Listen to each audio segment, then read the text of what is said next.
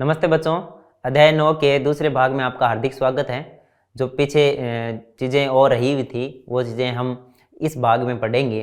तो चलिए स्टार्ट करते हैं। बीज व्यंजक एवं स्वर समीकाएं का भाग 2।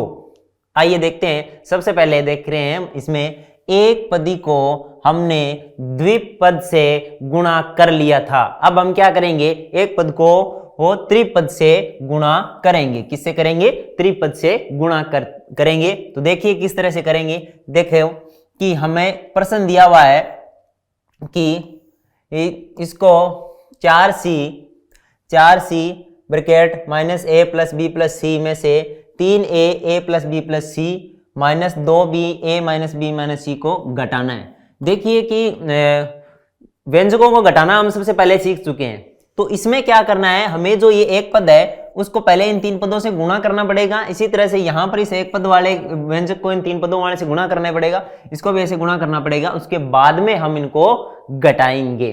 तो चलिए देखते हैं किस तरह से हम गुणा करेंगे और किस तरह से घटाएंगे। सबसे पहले इसको लेते हैं। इसमें से हम पहले एक पद वाले को त्रिपद से गुणा करेंगे तो उसका जो उत्तर आएगा वो आएगा इस तरह से करेंगे हम minus a plus B plus C. क्या करेंगे, जिस तरह से द्विपद से गुणा किया था तब हमने उस द्विपद के पहले पद से गुणा किया, फिर दूसरे पद से गुणा किया, फिर तीसरे पद से किया था। इसी तरह से यहां पर क्या करेंगे, इस 4c को सबसे पहले हम क्या करेंगे, त्रिपद के पहले पद से गुणा करेंगे यानी गुणा माइनस a, बाद में ये प्लस, उसके बाद में इसके दूसरे पद से गुणा करेंगे 4c गुणा b, फिर इसके तीसरे पद से क्या करेंगे, गुणा करेंगे, तीसरे पद से गुणा करेंगे 4c गुणा c।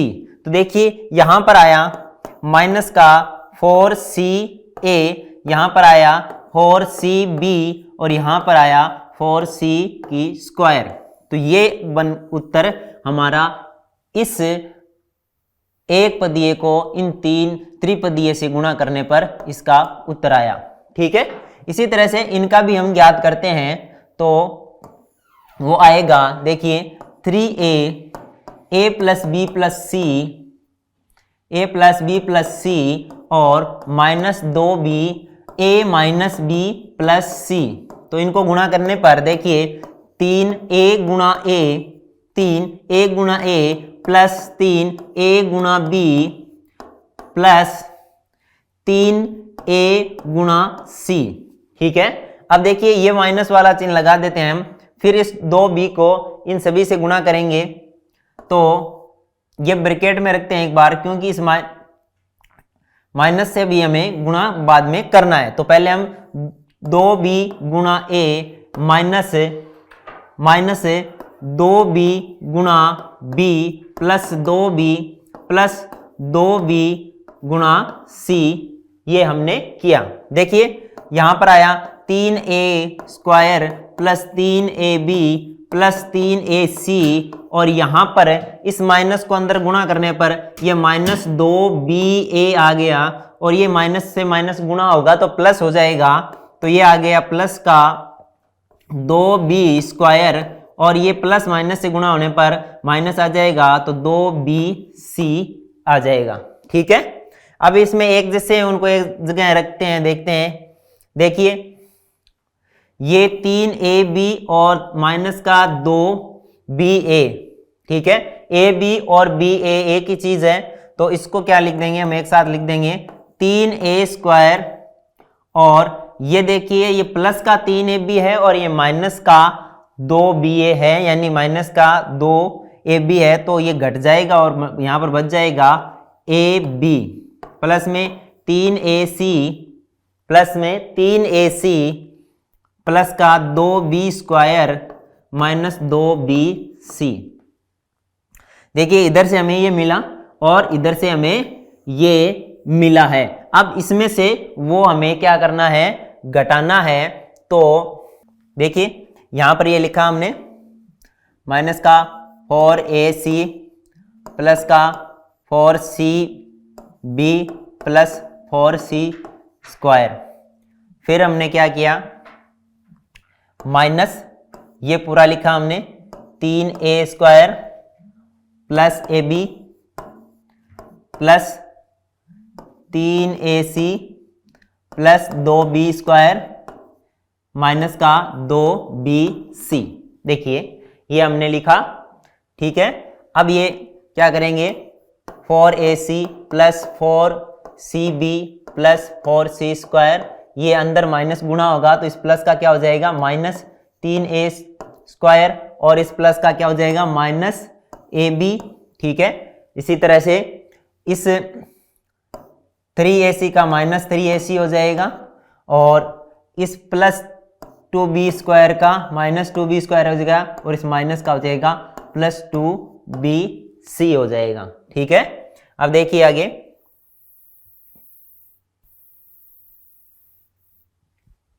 अब आगे देखते हैं। तो अब एक जैसों को एक साथ रख देते हैं, तो 4ac, और ac कहाँ पर है, यहां पर ये रहा माइनस का 3ac, तो माइनस का 4ac माइनस का 3ac, एक जैसे जो चर वाले हैं यानी कि जो सम पद हैं उनको एक साथ रख देंगे, ठीक है, एक जैसे चर वाले। तो 4cb प्लस का 4cb, ठीक है, और ये रहा 2bc। देखिए cb यानी कि c गुणा b और bc यानी b गुणा c, तो दोनों एक ही बात है, चाहे cb लिखो चाहे bc लिखो, ठीक है, ये दोनों गुणा में ही है, तो एक ही बात है दोनों। तो इसको भी हम लिख सकते हैं 2cb लिख सकते हैं, या bc एक ही बात है, ठीक है। उसके बाद में 4c स्क्वायर यानी 4c स्क्वायर, यहाँ पर और कोई c स्क्वायर की नहीं है, माइनस 3a स्क्वायर माइनस का ab, और ये 3ac हम यहाँ लेके जा चुके हैं, ठीक है। इसके साथ ये आगे, और इसके साथ ये आगे हैं, और फिर ये यहाँ पर आ गया, और ये 3a स्क्वायर यहाँ पर आ गया, और माइनस ab यहाँ पर आ गया है। अब देखिए आगे क्या करते हैं, अब इनको ये माइनस माइनस के हैं, दोनों जुड़ जाएंगे, तो माइनस 7ac प्लस 4cb और 6cb कितना आ गया, 4cb और 2cb कितना हो गया, 6cb हो गया, और प्लस का 4c स्क्वायर माइनस का 3a स्क्वायर और माइनस का ab, ये क्या हो गया, इसका अपना उत्तर आ गया, ठीक है। तो इसको इससे गुणा करके फिर इनको सरल करके इसमें से ये घटाने पर हमें क्या मिला, minus 7ac plus 6cb plus 4c square minus 3a square minus ab हमें प्राप्त हुआ। आगे देखते हैं। तो बहुपद को बहुपद से गुणा करना, अभी हमने क्या किया था, एक पद को एक पद से गुणा किया, फिर एक पद को द्विपद से गुणा किया, फिर एक पद को हमने त्रिपद से या बहुपद से गुणा किया था। अब हम बहुपद को बहुपद से गुणा करेंगे, यानी कि द्विपद को द्विपद से गुणा करेंगे, द्विपद को त्रिपद से, इस तरह से गुणा करना हम सीखेंगे। देखिए कि यहां पर द्विपदों को गुणा कीजिए, प्रश्न क्या है, द्विपदों को गुणा कीजिए। तो द्विपद यहां पर दिया है 2x प्लस 5 और यहां पर दिया है 4x माइनस 3 दिया है, तो इसको किस तरह से हम गुणा करेंगे। देखिए हम एक जनरल माने, तो जैसे मान लो यहां पर a प्लस बी है और यहां पर गुणा में c प्लस डी, ये अगर दो द्विपद दिए हुए हैं तो सबसे पहले क्या करेंगे, जो पहला द्विपद है उसको इन दोनों से हम क्या करेंगे, गुणा करेंगे, ठीक है। द्विपद का पहला पद है उसको क्या करेंगे, इसके दोनों पदों से गुणा करेंगे, जैसे कि एक पद से किया था वैसे। अब क्या करेंगे, जो इसका दूसरा जो पद है द्विपद का पहले वाले का, उसको हम दोनों से इस तरह से गुणा करेंगे, ठीक है। अब ये गुणा हो जाएगा, एक अपन जैसे करते थे कि एक पद को द्विपद से गुणा करने पर करते थे, वैसे ये गुणा हो जाएगा। इसी तरह से ये क्या होगा, उसी तरह से हो जाएगा जैसे एक पद को हम द्विपद से गुणा करते थे, यानी कि यहां पर क्या हो जाएगा, AC प्लस AD और प्लस में यहां पर हो जाएगा BC प्लस BD। इस तरह से हम गुणा कर सकते हैं। तो द्विपद को द्विपद से गुणा करना हमें आ गया है। कैसे, पहला द्विपद है उसके पहले पद को पहले उन दोनों पदों से गुणा करो दूसरे द्विपद से, ठीक है। उसके बाद में जो पहला द्विपद है उसके दूसरे पद को हमने क्या किया, द्विपद दूसरे द्विपद से गुणा किया। तो हम इस प्रश्न में इसको ऐसे करके हम देखेंगे। देखिए ये है 2x प्लस 5, ठीक है, और गुणा में है 4x माइनस 3। देखिए सबसे पहले हम क्या करेंगे, उसमें क्या था इस तरह से कि 2x को क्या करेंगे, इस दूसरे द्विपद से गुणा करेंगे, ठीक। अब देखिए ये प्लस का निशान है तो इसलिए यहां पर प्लस आ जाएगा, ठीक है। अब इसको दूसरा पद है ना, पहले द्विपद के दूसरा पद है, उसको इनसे गुणा करेंगे, 4x माइनस 3 से गुणा करेंगे, ठीक है। तो देखिए ये 2x को पहले क्या किया, 4x से गुणा किया, तो 2x गुणा 4x, ठीक है। फिर ये माइनस का निशान, फिर 2x गुणा 3, ठीक है, प्लस में ये 5 गुणा 4x, माइनस का 5 गुणा 3, ठीक है। अब देखिए ये क्या आया, ये हमारा आया 2 को 4 से गुणा किया 8, और x गुणा करके x का स्क्वायर। इसी तरह से 2 को 3 से गुणा किया 6x, प्लस 5 को 4 से किया 20, और ये 4x है 20x, फिर माइनस का 15, ठीक है। अब देखिए यहां से ये हमें प्राप्त हुआ 8x square minus 6x plus 20x minus का 15। तो देखिए ये दोनों x के हैं, तो यहां पर क्या हो जाएगा 8x स्क्वायर, तो 20x में से 6x घट जाएंगे, तो कितना बचेगा, प्लस का 14x माइनस का 15, ये हमारा उत्तर आ जाएगा। तो हमने यहां पर क्या सीखा है कि द्विपद को द्विपद से कैसे गुणा करते हैं।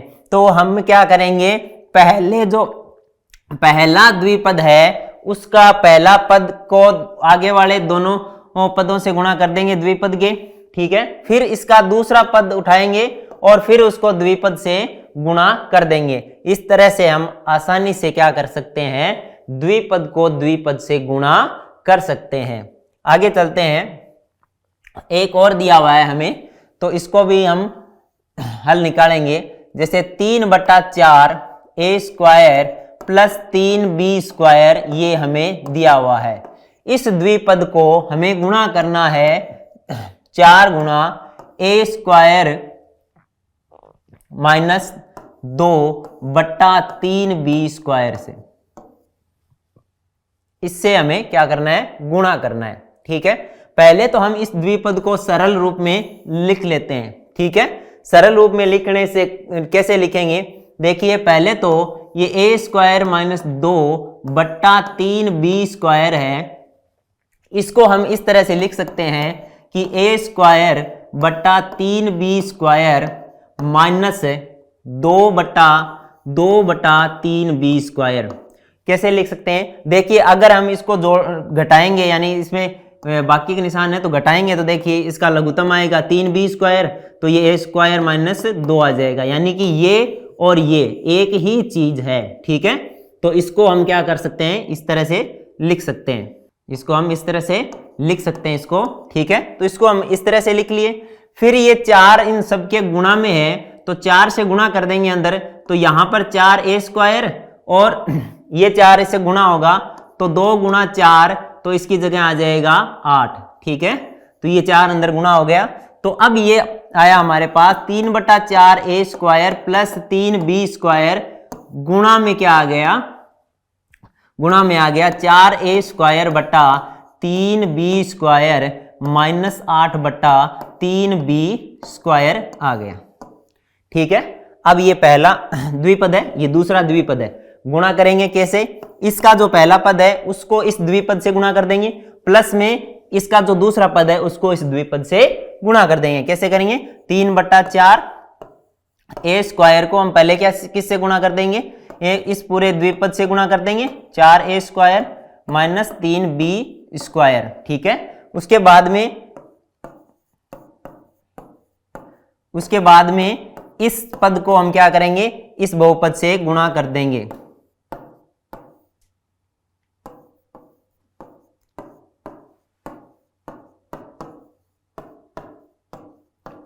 देखिए पहले हमने इस पहले पद को क्या किया, इस द्विपद से गुणा कर दिया, ठीक है। फिर हमने इस पद को क्या किया, इस द्विपद से गुणा कर दिया। अब देखिए गुणा करने पर क्या उत्तर आता है, हम देखते हैं। यहां हम करके देखेंगे इसको।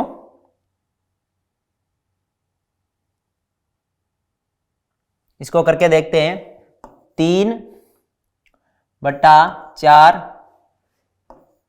ए स्क्वायर, फिर गुणा 4a² बटा 3b स्क्वायर, माइनस इसको इस 8 से करेंगे तो 3/4 a² गुणा 8/3b स्क्वायर, ठीक है। फिर ये प्लस वाला निशान प्लस, फिर इसको करेंगे 3b स्क्वायर को इससे, तो 3b स्क्वायर गुणा 4a² बट्टा 3b स्क्वायर, फिर ये माइनस का चिन्ह माइनस, फिर इसको किससे गुणा करेंगे, इससे गुणा करेंगे तो 3b स्क्वायर गुणा 8/3b स्क्वायर आ जाएगा, ठीक है।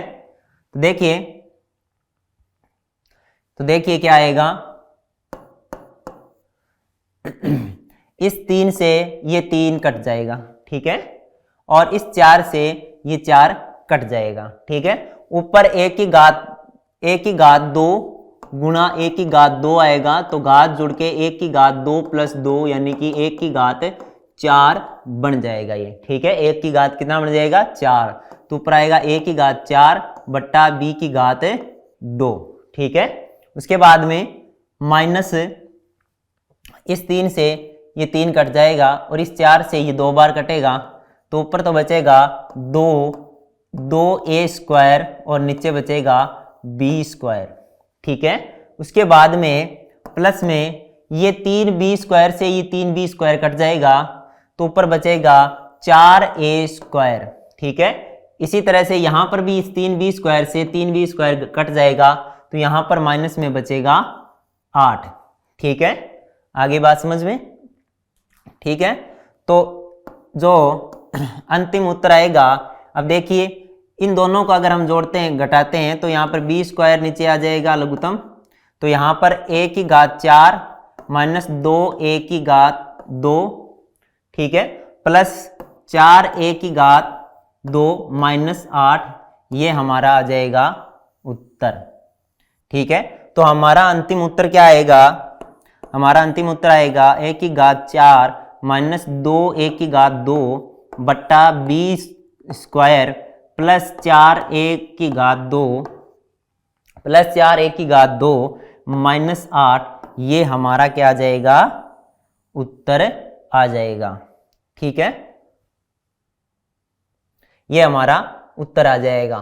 तो इनको आपस में गुणा करने पर जो उत्तर आया है वो ये है, ठीक है। इस तरह से हमने सीख लिया कि दो द्विपद बहुपद को गुणा कैसे करते हैं। अब आगे चलते हैं, सर्वसमीकाएं।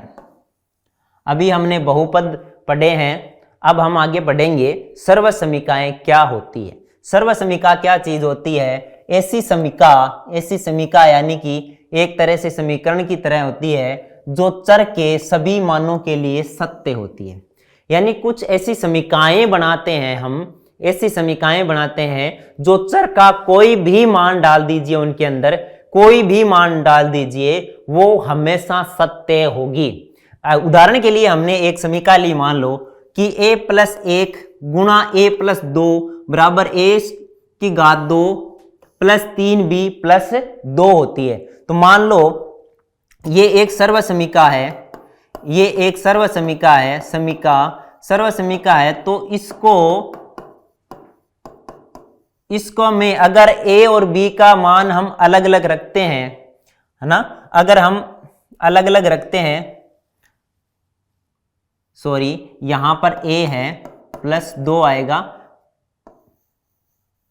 ठीक है।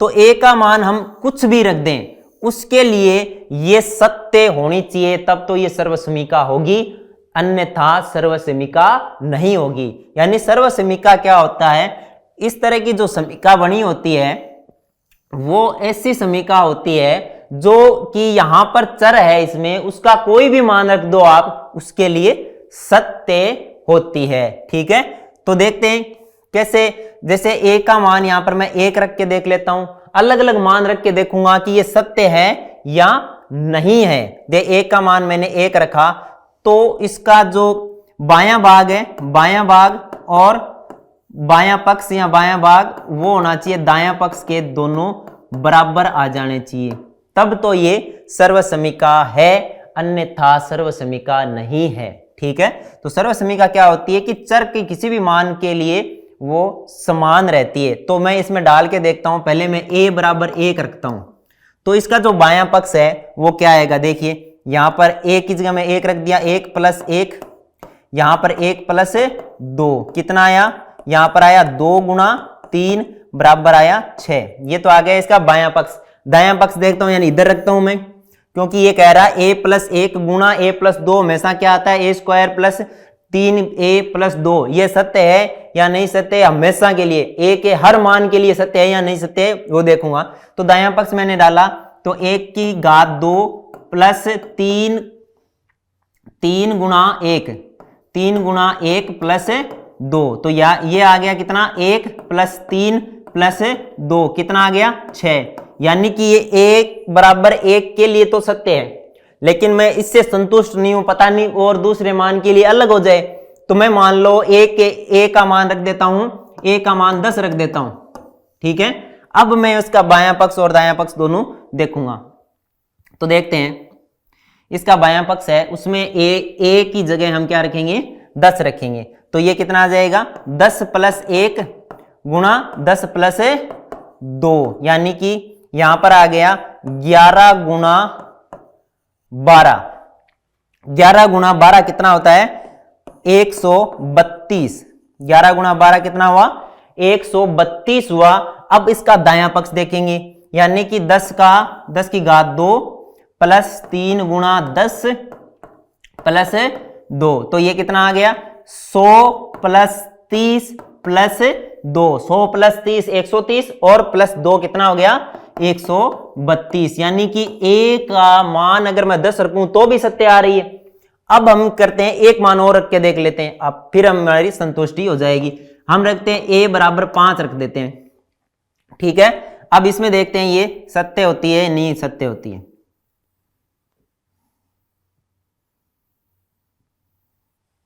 देखिए a बराबर 5 रखा, तो यहां पर 5 प्लस 1 आया, ठीक है, और यहां पर 5 प्लस 2 आ गया, कितना हुआ, 5 प्लस 1 कितना हुआ 6, और 5 प्लस 2 कितना हुआ 7, 6 संता 42, तो उत्तर आया 42। अब दायां पक्ष देखेंगे, तो 5 की घात 2 प्लस 3 गुणा 5 प्लस 2, देखते हैं ये कितना आया 15, और ये कितना हुआ, सॉरी ये कितना हुआ 25, 5 की घात 2 25, ये हुआ 15, प्लस में ये कितना हुआ 2, 25 और 15 40, 40 प्लस 2 42। यानी कि a के मान, अगर a का मान 5 रखूंगा तो भी ये सत्य आ रही है, इसका मतलब ये सर्वसमीका है।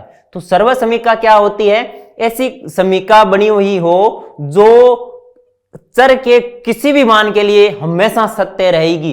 चर का कोई भी मान रख दो, वो समीका हमेशा क्या होगी, सत्य ही होगी, वो होती है सर्वसमीका। अब हम अच्छे तरीके से समझ चुके हैं कि सर्वसमीका क्या होती है। आगे चलते हैं, इसमें कुछ मानक सर्वसमीकाएं हैं, उनको हम देखेंगे कि वो किस तरह से निकलकर आई है। तो देखिए, पहली एक मानक सर्वसमीका आती है कि a प्लस बी का स्क्वायर, a प्लस बी की घात 2 या स्क्वायर बराबर a square plus 2ab plus B square. ठीक है, a प्लस बी की घात 2 बराबर a की घात 2 plus 2ab plus B square. ये कैसे आया, देखिए इसको हम निकालते हैं। देखिए a प्लस बी की घात 2 का मतलब क्या हुआ, किसी की घात 2 का मतलब क्या होता है, उसको 2 बार लिख के गुणा करना। तो इसको क्या किया हमने, 2 बार लिखकर गुणा कर दिया इस तरह से।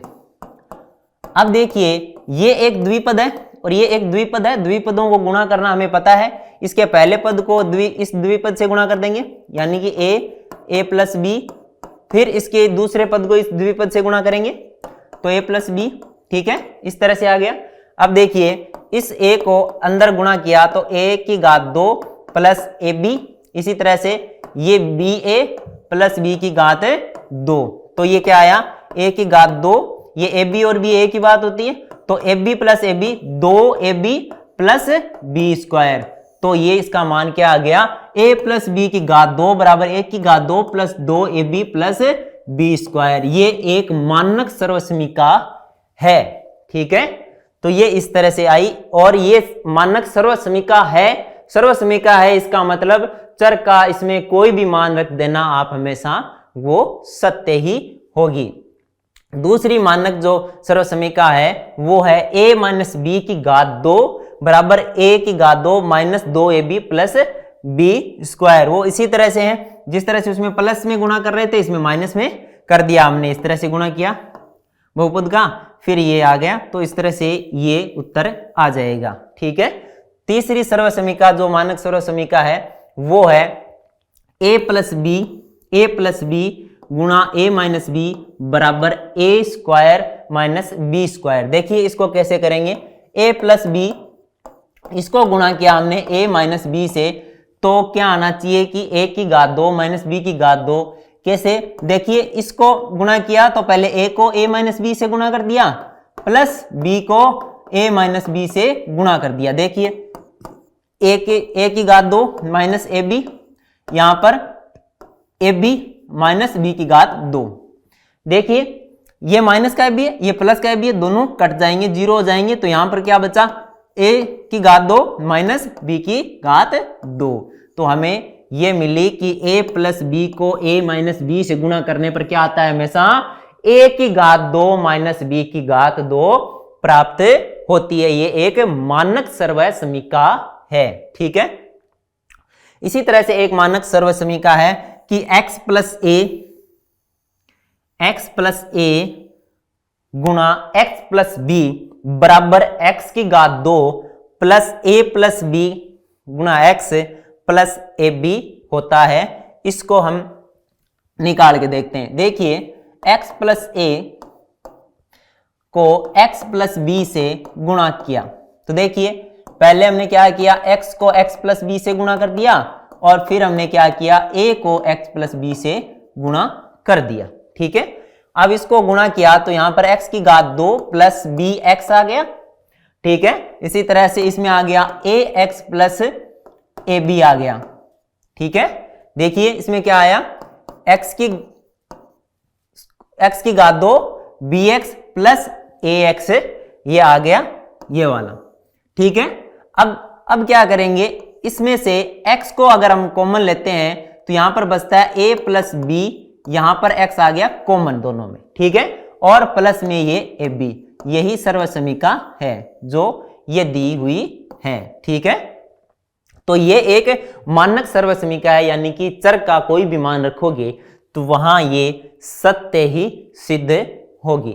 आगे देखते हैं सर्वसमीकाओं का उपयोग कैसे करते हैं। सर्वसमीकाओं का उपयोग बहुत सारी जगह हम कर सकते हैं, जैसे कि अगर कुछ बड़ी संख्याएं होती है, अगर उनकी हमें वर्ग ज्ञात करना हो, अगर दो बड़ी संख्याओं का हमें गुणनफल ज्ञात करना हो, तो उसके लिए भी सर्वसमीकाओं का उपयोग हो सकता है। जैसे कि मैं आपको ये कह दूं कि भाई आप 98 गुणा 102 करो, तो हम क्या कर सकते हैं, एक सीधा गुणा करने की बजाय इसको ऐसे भी लिख सकते हैं हम कि 100 माइनस 2, और इसको क्या लिख सकते हैं, 100 प्लस 2 लिख सकते हैं, क्योंकि 100 प्लस 2 102 होता है, और 100 माइनस 2 क्या होता है, 98 होता है। तो इसमें सर्वसमीका आ गई कि a माइनस बी गुणा a प्लस बी, और इसका क्या होता है, a की घात 2 माइनस बी की घात 2, तो इसका सीधा उत्तर आ जाएगा अपने पास कि 100 की घात 2 माइनस 4 की घात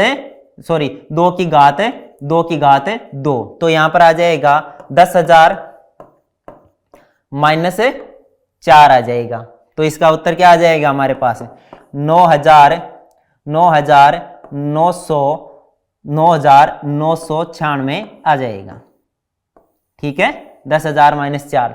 तो इस तरह से जब हमने सर्वसमीका को जाना था, सर्वसमीका हमें पता थी, तो हमने आसानी से इसका गुणनफल ज्ञात कर लिया। इसी तरह से कुछ बड़ी संख्याएं होती है तो उनका हम क्या कर सकते हैं, उनका वर्ग भी ज्ञात करने में सर्वसमीकाओं का उपयोग कर सकते हैं, उनमें भी सर्वसमीका का उपयोग कर सकते हैं। जैसे कि एक कई बार 102 का अपने को ये पूछ ले कि घात 2 ज्ञात करो, तो हम इसको क्या कर सकते हैं, 100 प्लस 2 की घात इस तरह से 2 कर सकते हैं। तो इसमें क्या आ जाएगा, a प्लस बी का जो घात 2 है ये सर्वसमीका लग जाएगी। तो a की घात 2 प्लस 2ab प्लस b की घात 2 इस तरह से काम में आ जाएगी। तो इसमें आ जाएगा कि 100 की घात 2 प्लस 2 गुणा 100 गुणा 2 आ जाएगा, और प्लस में यहां पर आ जाएगा 2 की घात 2। ठीक है, तो ये हो जाएगा 10,000। ठीक है, प्लस ये हो जाएगा 400 और ये हो जाएगा 4। तो ये क्या कितना आ जाएगा अपने पास, 10,404 आ जाएगा उत्तर। ठीक है, तो बड़ी संख्याओं की जो वर्ग है उसको ज्ञात करने में भी सर्वसमीका का उपयोग हो सकता है। देखिए, सर्वसमीकाओं से संबंधित कुछ प्रश्न है। निम्नलिखित गुणनफल में प्रत्येक को प्राप्त करने के लिए उचित सर्वसमीका का उपयोग कीजिए। हमें उचित सर्वसमीका का उपयोग करके इसको ज्ञात करना है। यहां पर क्या है, x प्लस 3 है और यहां पर भी x प्लस 3 है। हम गुणन करना तो जानते हैं, लेकिन हम क्या करेंगे, अब सर्वसमीका का उपयोग करेंगे। देखिए दोनों सेम ही x प्लस 3 है, x प्लस 3 है, यानी कि x प्लस 3 का क्या है, वर्ग है। ये x प्लस 3 का क्या है, वर्ग है। और हम a प्लस बी का वर्ग की जो सर्वसमीका है उसको अच्छी तरह से जानते हैं कि a प्लस बी की घात 2 बराबर क्या होती है, कि घात 2 प्लस 2ab प्लस बी की घात 2 होती है। तो अब क्या करेंगे, इसमें ये लगा देंगे। तो यहां पर क्या हो जाएगी, x की घात 2 प्लस 2 गुणा x गुणा 3 प्लस 3 की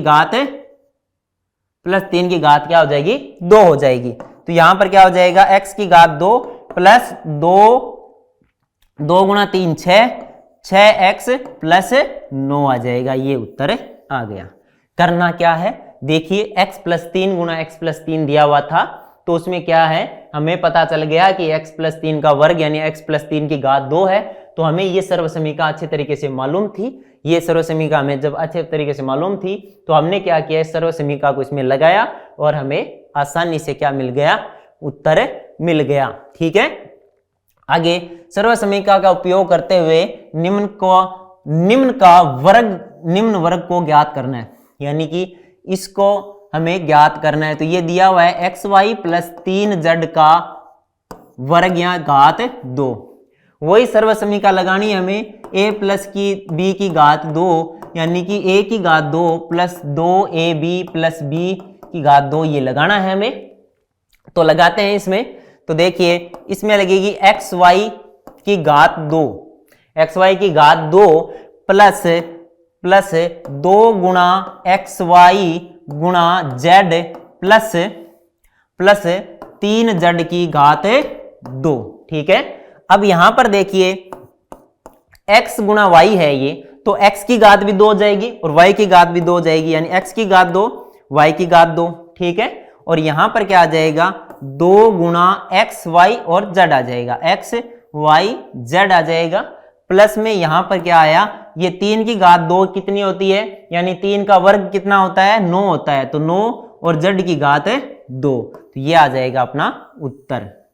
क्या किया इसमें, यही सर्वसमीका लगाई, a प्लस बी की घात 2 लगाया और क्या किया, एक्स वाई की घात 2 कर दी, प्लस में 2xy गुणा z कर दिया, प्लस 3z की घात कर दी 2 कर दी। तो ये एक्स वाई ये दोनों गुणा में है, तो x की घात 2 हो जाएगा और y की घात 2 हो जाएगा, प्लस का निशान एज इट इज, और ये 2xyz तीनों गुणा में है तो 2xyz आ गया, फिर 3 की घात 2 मतलब 9 हो जाएगा, फिर z की घात 2 आ जाएगी। इस तरह से हमने इसको आसानी से ज्ञात कर लिया, क्योंकि हमें ये सर्वसमीका कौन सी, a प्लस बी की घात 2 बराबर a की घात 2 प्लस 2ab प्लस b की घात 2, ये सर्व समीका हमें मालूम थी।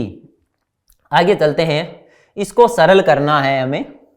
देखिए यहां पर दिया हुआ है कि a की घात 2 माइनस बी की घात 2 की घात, ठीक है, घात 2 दिया हुआ है, यानी कि इसका वर्ग ज्ञात करना है हमें, यानी a की घात 2 माइनस बी की घात 2 का वर्ग ज्ञात करना है।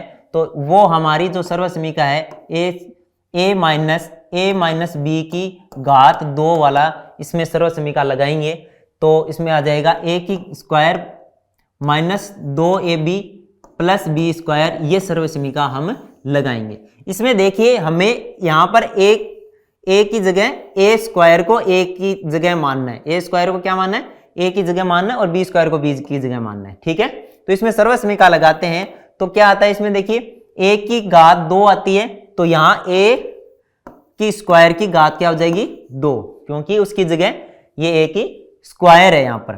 फिर माइनस का 2ab आता है, तो यहाँ पर a की स्क्वायर गुणा b की स्क्वायर, ठीक है। अब लास्ट में आता है b की स्क्वायर, तो यहाँ पर b की स्क्वायर की जगह क्या कर देंगे, b की स्क्वायर कर देंगे। तो क्या आएगा, a की घात 4 माइनस 2 a की घात 2 b की घात 2 प्लस का b की घात 4 आ जाएगा, ठीक है। जब ये ब्रैकेट के ऊपर घात होती है तो घात आपस में क्या हो जाती है, गुणा। जैसे a की घात 2 के ब्रैकेट के ऊपर घात 2 है तो ये a की घात 2 गुणा 2 हो जाती है, तो a की घात 4 हो जाती है, ठीक है ना। तो यहां पर आ जाएगी a की घात 4 माइनस 2 a की घात 2 b की घात 2 प्लस b की घात 4, ठीक है। अब देखिए दूसरा प्रश्न देखते हैं हम। दूसरा प्रश्न क्या कह रहा है, 2x प्लस 5 की घात 2 माइनस 2x माइनस 5 की घात 2, ठीक है। तो इसको हम कैसे करेंगे, तो पहले हम क्या करते हैं, दोनों में क्या लगा लेते हैं, a माइनस बी की घात 2 वाला सूत्र लगा लेते हैं। तो a की घात 2 और माइनस 2ab प्लस b की घात 2 आ जाएगा, ठीक है। तो इसमें लगाते हैं, तो a की जगह यहां पर 2x है, तो 2x की घात 2 माइनस 2 गुणा 2x गुणा 5 और प्लस 5 की घात 2, ठीक है। अब माइनस और इसमें ये आ जाएगी कि 2x की घात 2 माइनस 2x, सॉरी यहां पर क्या लगेगी, a प्लस बी वाली लगेगी, और इसमें तो लगेगी a माइनस बी की घात 2 और इसमें लगेगी a प्लस बी की घात 2 वाली। तो इसमें आ जाएगा a की घात 2 प्लस 2ab प्लस b की घात 2, यानी कि यहां पर आएगा हमारे प्लस का आएगा 2x की घात 2 प्लस 2 गुणा 2x गुणा 5 प्लस 5 की घात 2, ठीक है। अब यहां पर a माइनस बी की घात 2 वाला लगेगा, तो a की घात 2 माइनस 2ab प्लस b की घात 2 आ जाएगा, तो यहां पर आ जाएगा 5 की घात 2, ठीक है। अब देखिए ये कितना हुआ, 4, 2 की घात 2 4, x की घात 2 x स्क्वायर आ जाएगा, प्लस 2 को 2 से गुणा किया 4 को 5 से गुणा किया कितना आया 20x आ गया, ठीक है, प्लस 25 आ गया, ठीक है। अब ये माइनस अंदर गुणा होगा, तो ये सबसे पहले ये आ जाएगा माइनस का, और ये क्या हो गया, 2 की घात 2 4 और x 4x स्क्वायर हो गया। फिर ये क्या हुआ, यहां पर ये है 2x 2 गुणा 2x गुणा 5 प्लस 25, ठीक है। तो ये हो गया प्लस का 2 गुणा 2 4 गुणा 5 20 प्लस, यहां प्लस का था तो ये माइनस अंदर गुणा होगा, तो माइनस का 25 हो जाएगा। देखिए ये प्लस का 25 और ये माइनस का 25 दोनों कट जाएंगे, ठीक है। ये 20x ये प्लस का है और ये प्लस का है, ये दोनों जुड़ जाएंगे, और ये 4x प्लस स्क्वायर प्लस का है, ये माइनस का, दोनों कट जाएंगे। तो हमारे पास बचा 20x प्लस का 20x, तो ये हमारे पास हो गया 40x। दोबारा देखते हैं, यहाँ पर 2x प्लस 5 दिया हुआ था और यहाँ पर 2x माइनस का घात 2 दिया हुआ था। तो यहाँ पर 2x प्लस 5 वाले में तो लगा a प्लस बी की घात 2, a की घात 2 प्लस 2ab प्लस b की घात 2 वाला वो सर्व समीकरण लग गई, उससे हमने इसको हल कर लिया। उसके बाद में 2x माइनस 5 की घात 2 में क्या लगा, a की घात 2 माइनस 2ab प्लस b की घात 2 वाली ये सर्व समीकरण हमारे पास लग गई। फिर हमने ये माइनस था बीच में, दोनों को घटाना था, तो इस माइनस को अंदर गुणा किया तो सबके क्या हुए, चिन्ह बदल गए। तो वहां पर बाद में हमने को जोड़ बाकी करने के बाद में उत्तर मिला 40x। इस तरह से इस सर्व समीकरण को a प्लस बी की घात 2 और a माइनस बी की घात 2 उन दोनों सर्व समीकरणों को मिलाकर हमने इसको हल कर लिया। तो बच्चों ये था हमारे अध्याय 9 बीजीय व्यंजक एवं सर्व समीकरण। बीजीय व्यंजकों के बारे में हमने बहुत सारी जानकारियां ली, एक पदीय, द्विपदीय, त्रिपदीय और उनका गुणनफल है और उनका जोड़ बाकी। उसके बाद में हमने सर्व समीकरण सीखी, सर्व समीकरणों से का उपयोग करके विभिन्न प्रकार के प्रश्न हमने किए। अब हम मिलेंगे अगले अध्याय के साथ, तब तक के लिए धन्यवाद।